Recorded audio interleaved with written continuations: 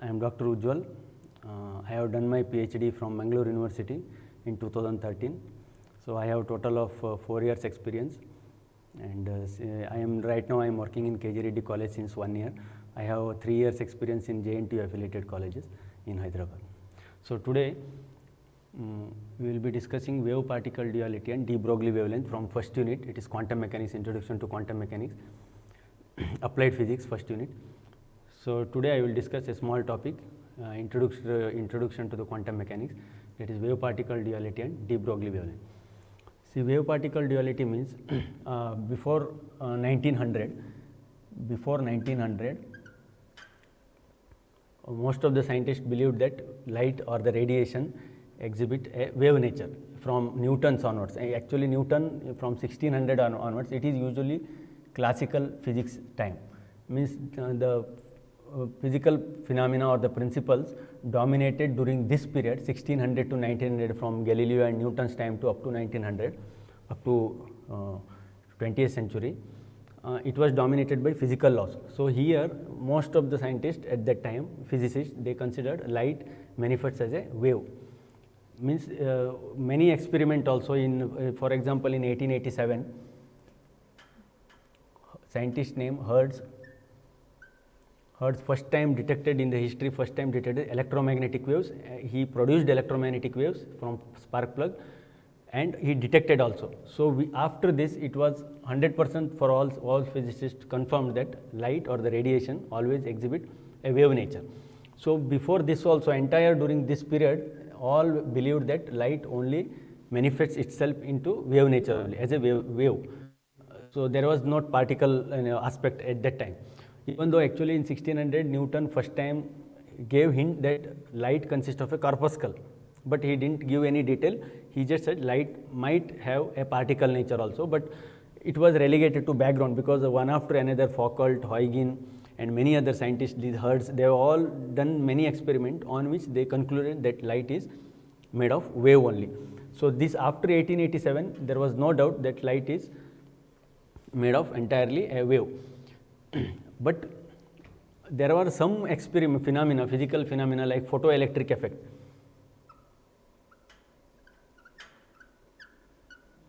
Photoelectric effect and black body radiation and Compton effect.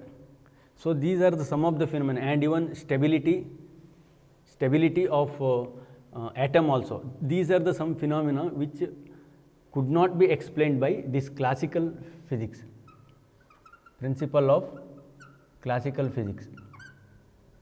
So these classical physics in fact based on Newtonian mechanics. Newtonian mechanics means with the core principle, core formula or core theorem based on which classical physics depend is Newton's laws, Newtonian mechanics.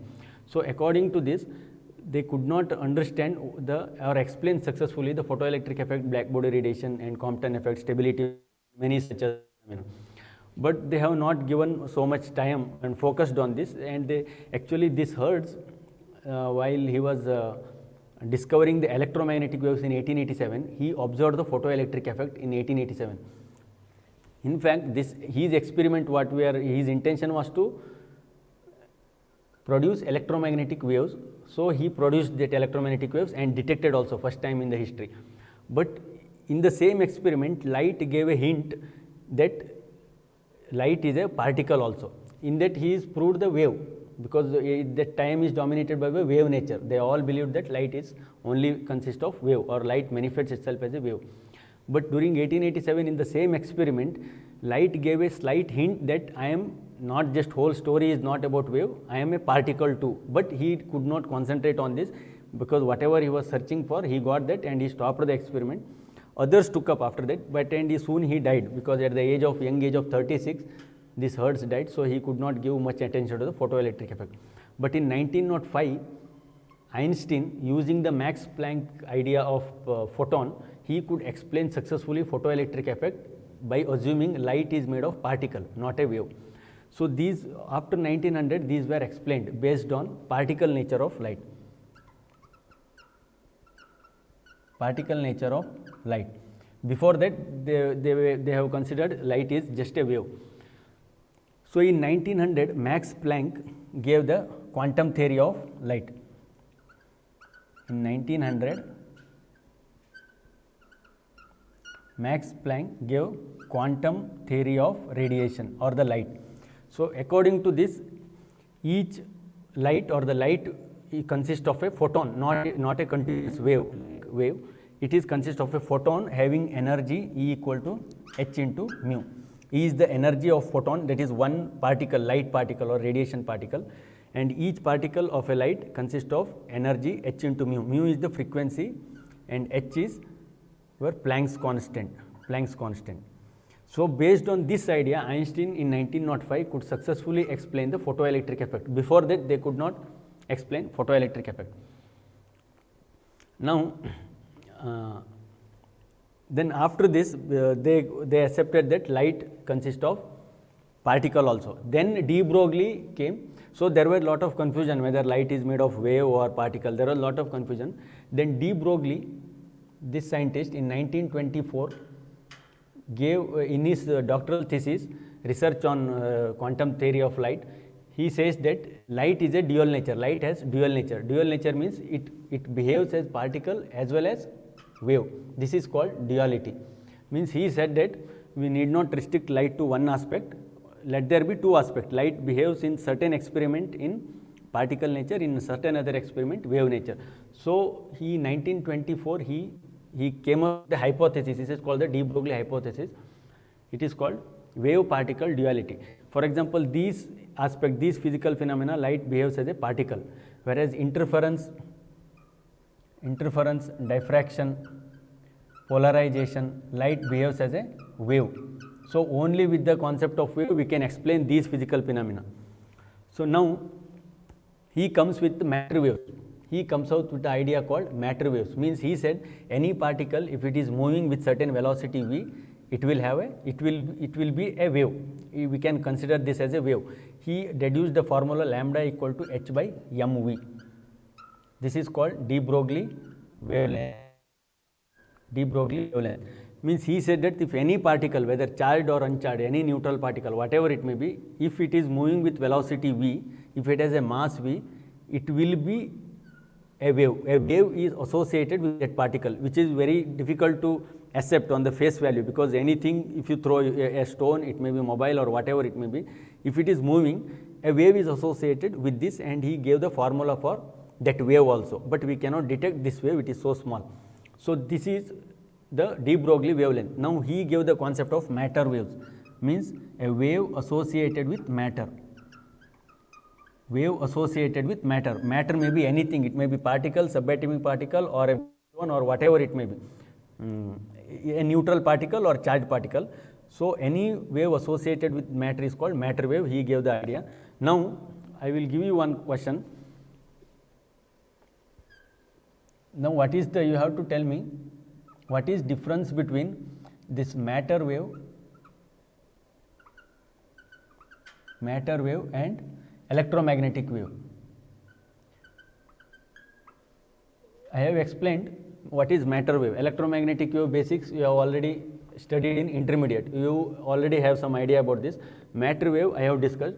Now just think and give me one or two major difference between matter wave and electromagnetic wave. Please have give a thought about this.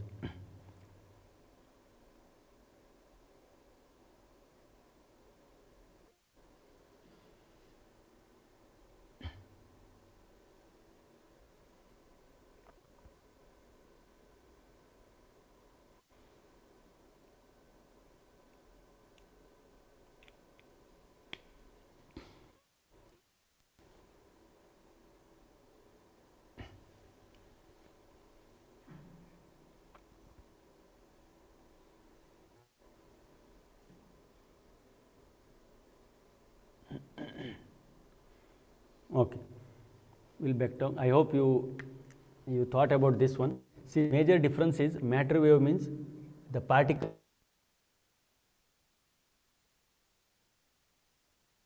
not be charged particle, need not be charged. Means anything you can imagine, any particle, any matter, if you throw it with certain velocity v, a wave associated with that particle or that matter is called matter wave. There is no compulsory that matter should be charged, but electromagnetic waves, it should be charged particle. Oscillation of charged particle only can produce electromagnetic wave. As the name itself indicates, electric and magnetic fields are oscillating perpendicular direction. So here particle or that matter should be charged one. When it is moving, stationary charge will produce electric field. When this charge is moving, it will produce magnetic field also. So this is how electromagnetic waves are produced. So it should be charged. Here any neutral, even charged particle also produce matter waves. Okay, it is not, we cannot detect it, that is secondary. But here it is charged particle. Second one is matter wave. Most important difference is this velocity of matter wave, we know c. C is the velocity of light, 3 lakh km per second.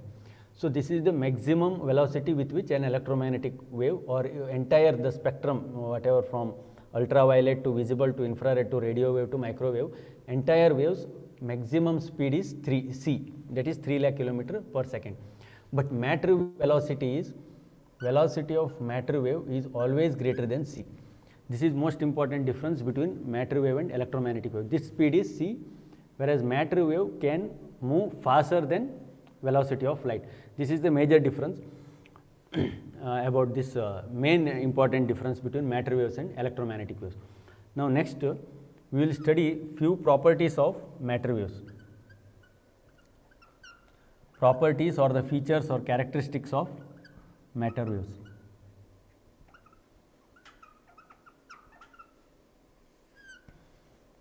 See, based on this formula, I have already told h equal lambda equal to h by mv. This is de Broglie wavelength, de Broglie equation, where m is the mass associated with particle, v is the velocity of particle, and if you substitute this, h is the Planck's constant. If you substitute it, we will get the lambda associated with that matter. Now based on keeping this formula, we can deduce 2-3 properties. One is, as mass increases, mass of what? Mass of that particle or the matter, if it increases, since here this implies lambda m is inversely proportional to mass and inversely proportional to velocity. See, as mass increases, what happens? Denominator increases, numerator, this one, this ratio will decrease. As mass of particle increases, wavelength decreases. Or in turn, you can say like, instead of mass, if lighter mass, wavelength increases. If heavier mass, wavelength decreases. This mass increase means heavier particle mass, if as increases, wavelength decreases. Similarly, if velocity increases, lambda, as the velocity increases, denominator increases, this ratio will decrease, lambda will decrease. So if suppose now velocity is 0, if you put velocity is 0 here, what happens? Matter wave wavelength is infinity or indeterminate. Indeterminate means anything constant divided by 0 is not defined, means we will not get wave. Means what does it mean? If velocity is 0, there will not be a concept of wave. Means to produce matter wave, that matter should move at least. A rest mass or the rest particle, a rest matter will not produce matter wave. Means velocity should be some positive value, it should move with certain velocity, then only matter waves are produced.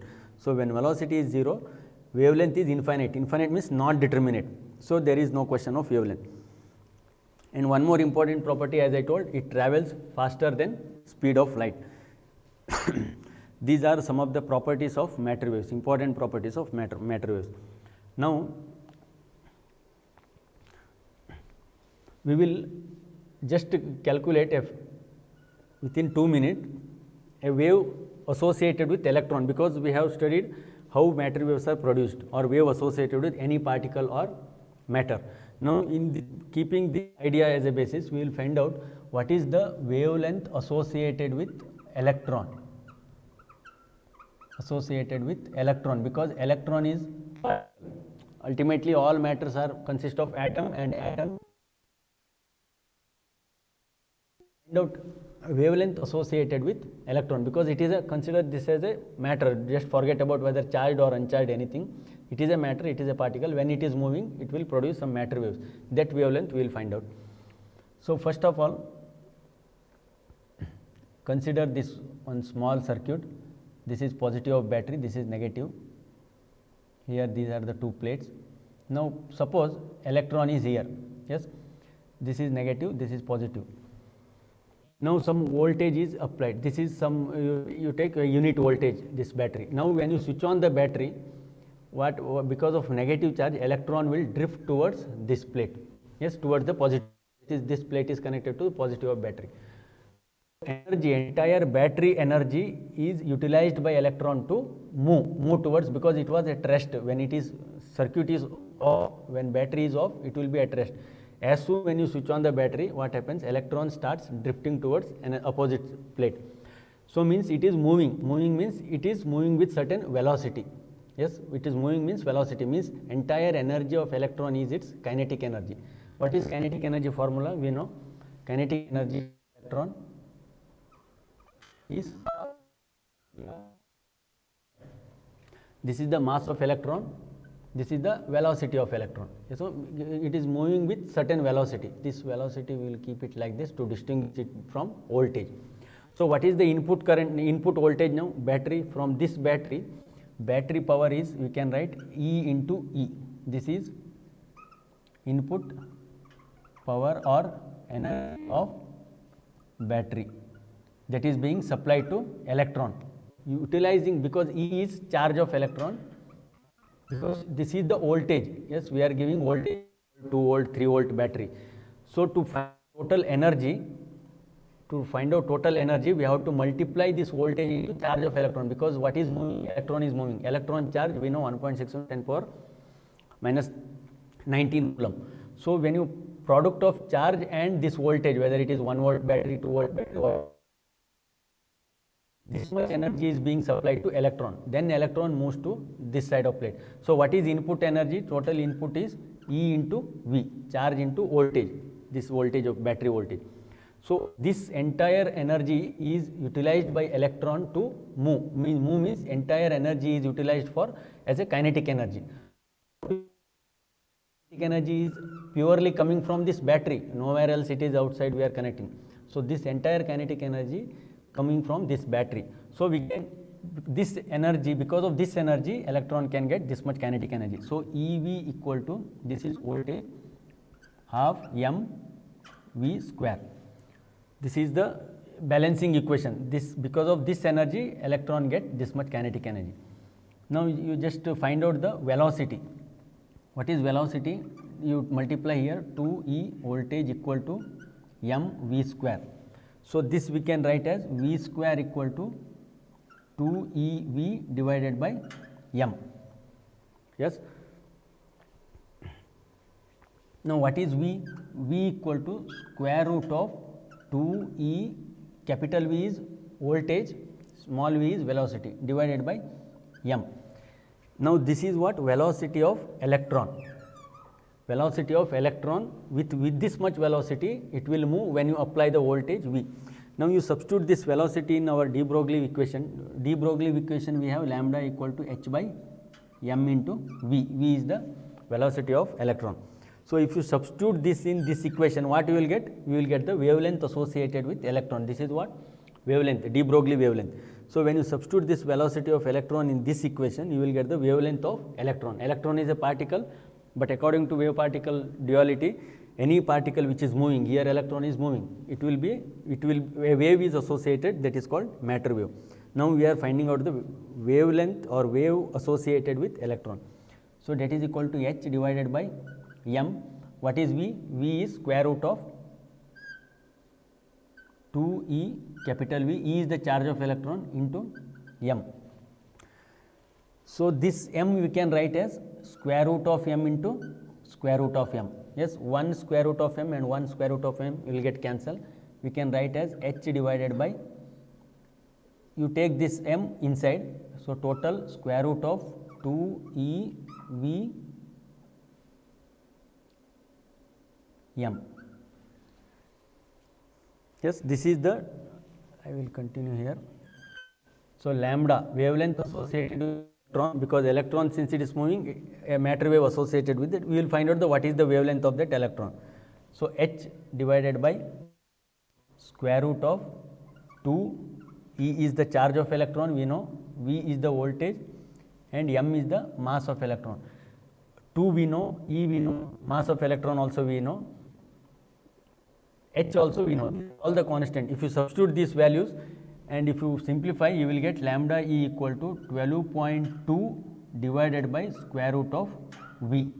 This is wavelength angstrom. Angstrom unit, you can write angstrom, unit of wavelength.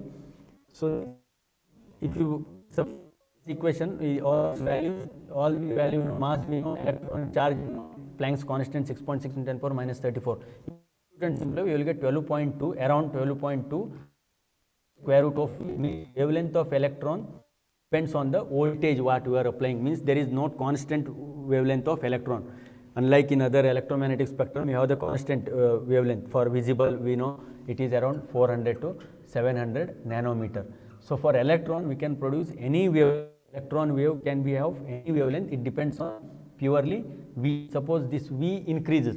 If you give more battery power, what will happen? If it increases, wavelength decreases. If voltage increases, wavelength decreases. So the is not, we can based on the voltage how much you are applying. So this is about wavelength associated with electron. So this has got application. In 1930s, they found out scanning electron microscope and transmission electron microscope.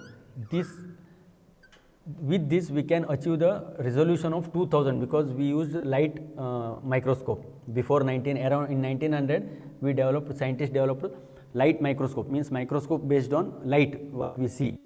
But we had some resolution limitation because of wavelength. With this idea, with this wavelength associated with the electron, they invented scanning electron microscope and transmission electron microscope.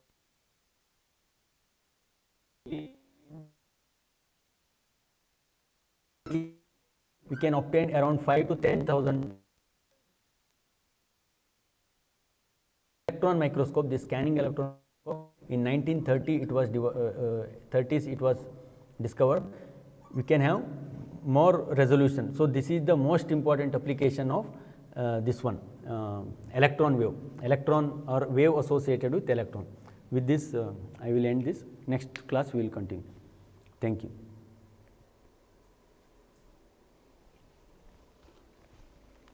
Okay.